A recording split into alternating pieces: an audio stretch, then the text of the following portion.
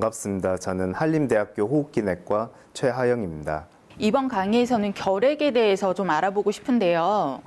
기침, 발열, 체중 감소, 그리고 밤에 땀이 엄청 많이 난다든지 이런 것들이 좀 지속이 되면 결핵을 의심을 해야 된다 이런 얘기가 있는 것 같아요. 네, 맞습니다. 결핵은 초기에는 증상이 없을 수도 있으나 이게 질병이 진행하면 굉장히 여러 가지 증상을 보일 수 있습니다.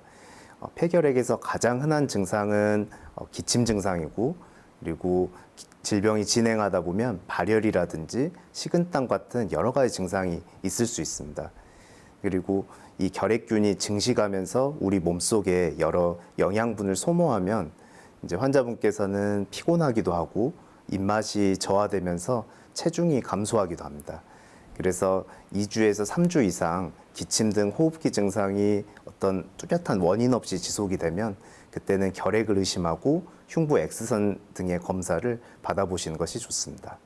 과거에 비해서 요즘에는 결핵 환자가 별로 없잖아요. 그런데 국내에 아직도 결핵 환자가 많이 있나요? 실제 제가 진료실에서 이 진료를 하다 보면 종종 아직도 우리나라에 결핵이 있습니까? 라는 질문을 많이 받습니다. 지난 수십 년간 실제 국내에서 결핵 환자는 점점 감소하고 있지만 작년 한 해만 해도 이제 국내에서 새로 결핵을 진단받은 환자는 2만 명 정도 됩니다. 이런 그 결핵 발생률은 현재 OECD 다른 국가에 비해 아직도 훨씬 높은 편이라서 아직도 국내에서 결핵 환자가 많이 있다고 생각하시는 게 맞습니다. 결핵이 대표적인 감염병이잖아요. 그러니까 이 원인균이 뭔지 그리고 어떤 식으로 감염이 되는지 궁금해요. 결핵은 결핵균이라는 세균에 의해서 감염이 됩니다. 이 결핵은 사람에서 사람으로 공기를 통해 전파돼서 감염이 일어납니다. 활동성 결핵이 있는 환자가 기침을 하거나 재채기하고 대화를 할 때 결핵균이 포함된 작은 그 분비물이 공기 중으로 이렇게 나오게 되고 주위에 있는 사람이 그 공기를 들이마시게 되면 공기와 함께 결핵균이 폐 속으로 들어오게 됩니다. 그래서 그 결핵균이 증식하면서 결핵에 걸리는 것입니다. 이처럼 결핵은 공기로 전파되기 때문에 결핵 환자가 사용하는 물건이나 음식으로 전염되지는 않습니다. 잠복결핵이라는 말도 있더라고요. 이 잠복결핵이 뭔지 혹시 누구나 이 잠복결핵을 가지고 있을 수도 있는 건지 궁금하거든요. 모든 사람에게 잠복결핵이 있는 것은 아닙니다. 공기 중에 결핵균이 폐 속으로 들어오게 되면 대부분 선천 면역 시스템이 그 균을 제거를 할 수 있습니다. 하지만 일부에서는 그 결핵균이 활동성 결핵을 일으키기도 하고 또 일부 환자에서는 그 결핵균이 이 면역 그 체계로 이렇게 억제되어서 활동성 결핵으로 진행하지 않는 잠복결핵 상태가 되기도 합니다. 즉 잠복결핵이라는 것은 이런 결핵균과 면역 체계가 서로 대치 중인 상태라고 이해하시면 됩니다. 이런 잠복결핵을 진단하는 방법은 실제 워낙 소수의 균이 살고 있기 때문에 직접적으로 검출할 수 있는 방법은 없고 간접적으로 이 결핵균이 면역 반응을 일으켰는지 이 투베르클린 그 피부 반응 검사라든지 혈액에서 인터페론 감마 분비 검사 같은 것을 통해서 간접적으로 증명을 합니다. 이렇게 그 진단된 잠복결핵 환자들 중에서 실제 10% 정도는 활동성 결핵으로 이후에 진행할 수 있습니다. 이렇게 진행할 수 있는 환자들은 주로 면역이 저하되어 있는 환자들이 이렇게 있기 때문에 잠복결핵을 진단받거나 한 경우엔 내가 혹시 이 잠복결핵을 치료할 필요는 없을지에 대해서 의사와 상담하는 게 좋습니다. 그러면 결핵은 어떻게 진단을 하고 또 어떻게 치료를 하게 되는지 진단과 치료법에 대해서 좀 알려주세요. 결핵의 진단 원칙은 미생물학적인 진단입니다. 그래서 가래에 있는 결핵균 도말 검사나 배양 검사를 통해 실제 균을 확인함으로써 진단을 하기도 하고요. 하지만 최근에는 기존의 배양법 외에도 결핵균의 유전자를 검출하는 핵산 증폭 검사 같은 방법을 함께 시행하기도 합니다.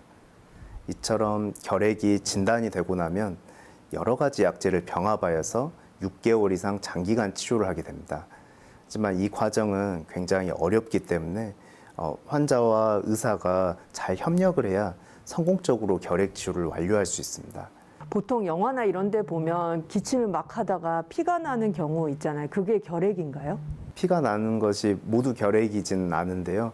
이제 결핵이 많이 진행하면 이렇게 폐가 이렇게 손상이 되면서 실제 이렇게 객혈이라는 갈에 피가 섞여 나오는 증상이 있을 수 있습니다. 결핵이 의심되는 기침을 2주 이상 하는 이런 증상이 있을 때는 일찍 병원에 와서 진료를 받고 빨리 진단할 경우에 결핵에 의해서 폐 손상이 생기고 그런 객혈이 생길 정도의 폐의 파괴가 일어나지 않기 때문에 일찍 병원에 오셔서 이렇게 검사를 하고 그 진단을 받는 게 좋습니다. 결핵약이 내성이 있다고 하더라고요. 좀 전에도 내성 이야기를 하셨었는데 이걸 잘 복용해도 내성이 생기고 재발될 수가 있나요? 네, 맞습니다. 이게 결핵약을 처음에 치료할 때 여러 가지 약을 병합화해서 함께 치료를 하는 이유는 결핵균이 내성을 발생하는 것을 막기 위해서 그렇습니다. 이 결핵균의 한 가지 항생제만 이렇게 노출이 될 경우에는 이 결핵균이 그 약에 대한 패턴을 인식해서 내성을 이렇게 만드는 이런 획득 내성이라는 게 생길 수 있어서 처음부터 치료를 할 때 여러 가지 약제를 동시에 주어서 효과적으로 처음부터 이 결핵균을 이렇게 죽이는 것이 치료에 성공하는 방법입니다. 하지만 실제 결핵약을 잘 복용하더라도 늦게 내성 결핵으로 그 진단을 받는 경우도 있지만 실제 더 많은 경우는 이제 환자분이 자의로 약을 중단하거나 약을 줄여서 드시면은 좀 더 결핵균이 내성을 발현할 확률이 더 높아집니다. 그래서 결핵을 처음에 진단한 초치료 때 이 환자와 의사가 잘 협력하여서 약을 끝까지 잘 복용하여서 처음부터 완치하도록 하는 것이 이제 결핵 치료에서는 굉장히 중요하겠습니다. 결핵을 끝까지 잘 치료하고 완치되더라도 실제 결핵이 재발하는 경우가 2에서 5% 정도 있다고 합니다. 근데 대개 이런 재발은 치료를 마치고 1, 2년 내에 주로 생긴다고 알려져 있고요. 노인이라든지 면역이 낮은 사람에서 좀 더 재발률이 높습니다. 하지만 모두 이런 재발의 위험이 있기 때문에 실제 결핵 치료를 마치고 나서 1년에서 2년 정도는 흉부 엑스레이 등의 검사를 추적해 보는 것이 좋습니다. 근데 결핵 환자가 이런 약도 복용하고 치료를 받는 게 되게 일상생활에도 지장이 있을 정도로 뭔가 많이 해야 된다고 들었는데요. 보통 어떻게 치료를 받게 되나요? 대부분 결핵 치료는 약물 치료로 되긴 합니다. 근데 처음에 저희가 처방할 때 약 개수가 굉장히 많아서 이제 약을 복용하면서 힘들어하는 경우도 있지만 실제 그 심각한 부작용이 아니고 약물로 인해서 뭐 피로감을 느낀다거나 뭐 부역감 같은 이런 증상은 되게 초반에 되게 심하게 나타나고요. 실제 또 약에 적응하면 이후에는 그런 증상들이 좋아진 경우도 많습니다. 그리고 이제 만약 그런 부작용이 있을 때는 그 병원에 안 오시거나 그러지 말고 이제 예정된 그 외래 기간보다 일찍 병원에 방문하시더라도 이제 담당 선생님한테 이야기를 하여서 부작용을 적절히 조절하면 훨씬 치료를 잘 받을 수 있습니다. 그러면 결핵을 예방할 수 있는 방법은 어떤 게 있을까요? 결핵 예방과 관련해서는 저는 두 가지를 말씀드리고 싶습니다. 일단 첫째로는 기침이라든지 이런 원인이 뚜렷이 없는 호흡기 증상이 2주 이상 지속이 될 때는 병원에 방문하여서 흉부 X선 등의 검사를 받고 결핵은 아닌지 진료를 받는 것이 좋고요. 두 번째로는 잠복 결핵이 있으면서 이 활동성 결핵으로 진행할 가능성이 높은 결핵 발생의 고위험군인 경우에는 잠복 결핵 치료를 하는 것이 좋습니다. 건강한 요일의 앨리스 좋아요, 구독 부탁드려요.